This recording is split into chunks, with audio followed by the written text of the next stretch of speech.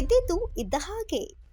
ಮಂಡ್ಯ ಜಿಲ್ಲಾಧಿಕಾರಿಗಳ ಕಚೇರಿಯಲ್ಲಿ ಶುಕ್ರವಾರ ಬೆಳಗ್ಗೆ 11 ಗಂಟೆಯಲ್ಲಿ ನಡೆದ ಸರಳ ಸಮಾರಂಭದಲ್ಲಿ ವಿಧಾನ ಪರಿಷತ್ ಮಾಜಿ ಸದಸ್ಯ ಕೆಟಿ ಶ್ರೀಕಂಠೇಗೌಡ ಜಿಲ್ಲಾಧಿಕಾರಿ ಡಾಕ್ಟರ್ ಕುಮಾರರವರಿಗೆ ಜನಸ್ನೇಹಿ ಆಡಳಿತಗಾರ ಎಂಬ ಬಿರುದು ಪ್ರದಾನ ಮಾಡಿದರು. ಈ ವೇಳೆ ಮಾತನಾಡಿದ ಜಿಲ್ಲಾಧಿಕಾರಿ ಡಾಕ್ಟರ್ ಕುಮಾರ ಅವರು, ಈ ಬಿರುದು ಮತ್ತು ಸನ್ಮಾನ ನನ್ನ ಜವಾಬ್ದಾರಿಯನ್ನು ಹೆಚ್ಚಿಸಿದೆ. ಜನರ ನಿರೀಕ್ಷೆಯಂತೆ ಇನ್ನೂ ಉತ್ತಮ ಕೆಲಸ ಮಾಡಬೇಕು ಎಂದು ಆಶಯವನ್ನು ವ್ಯಕ್ತಪಡಿಸಿದರು.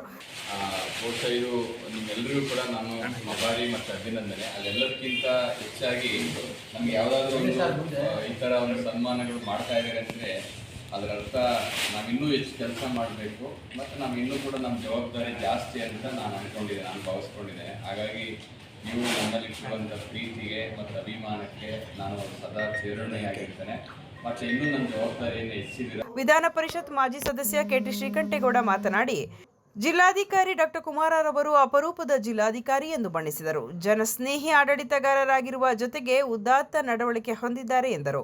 ಈ ವೇಳೆ ಎಸ್ಪಿ ಮಲ್ಲಿಕಾರ್ಜುನ ಬಾಲದಂಡಿ, ಭೀಮ್ ಆರ್ಮಿಯ ಜಯರಾಮಯ್ಯ, ಅಂಬೇಡ್ಕರ್ ವಾರಿಯರ್ಸ್ನ ರಾಜ್ಯಾಧ್ಯಕ್ಷ ಗಂಗಾಧರ್, ಕರ್ನಾಟಕ ಸಂವಿಧಾನ ಸೇನೆ ಸಂಸ್ಥಾಪಕ ಎಚ್.ಎನ್. ನರಸಿಂಹಮೂರ್ತಿ, ಎಂ.ವಿ. ಕೃಷ್ಣ ಸೇರಿದಂತೆ ಹಲವರಿದ್ದರು.